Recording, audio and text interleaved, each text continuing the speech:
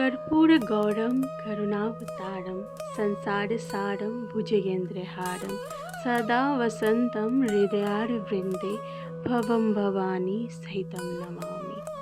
हर हर महादेव। আজকের এই ছোট্ট ব্লগটি হলো আমাদের হরিদ্বার যাওয়ার ব্লগটা।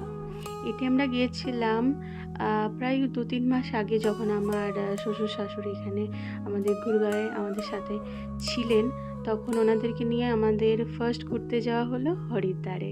দেবভূমি উত্তরাখণ্ডে আমরা 4 ঘন্টার মধ্যে পৌঁছে যাই গুরগাঁও থেকে। তারপরে পৌঁছিয়ে আমরা গঙ্গা মায়ের দর্শনের জন্য বেরিয়েছি।